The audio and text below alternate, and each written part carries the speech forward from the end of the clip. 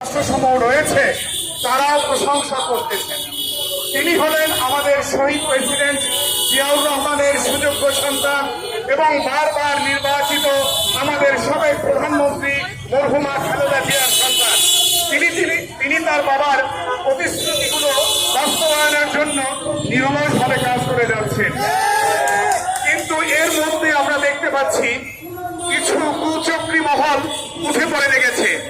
তার সেই উন্নয়ন কার্যক্রমগুলোকে বাধাগ্রস্ত করার জন্য তিনি যে বাংলাদেশকে আগামী দিনের নেতৃত্ব দিয়ে একটি উন্নত বিশ্বের মর্যাদা দান করবেন, সেখানে তারা বাধাগ্রস্ত করতেছে। আমরা এক তীব্র নিন্দা ও প্রতিবাদ জানাই। আমরা আমাদের প্রধানমন্ত্রীকে সময় দিতে হবে। ইনশাআল্লাহ আপনাদেরকে আমরা বলে যাচ্ছি, আগামী 5 বছরের মধ্যে আমরা সিঙ্গাপুরের কাতারে চলে যাব।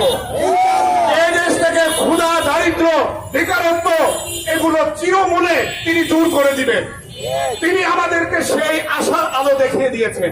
তাই এই সরকারকে আমাদের সর্বাত্মকভাবে সহযোগিতা করতে হবে। কোন ধরনের বিশৃঙ্খলা করা যাবে না।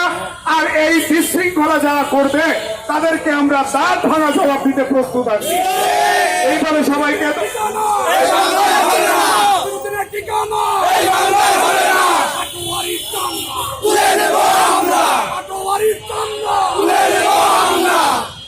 আমরা প্রায় 2000 ভাই শহীদ হয়েছেন, 30 লক্ষ মা বোন যারা আহত হয়েছেন।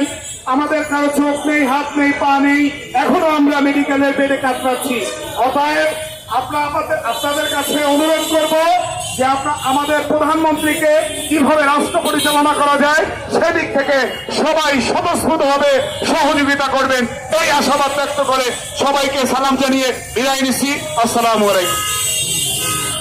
দর্শক, জাতীয় প্রেস ক্লাবের সামনে এই বিশাল ধন্যবাদ তাদেরকে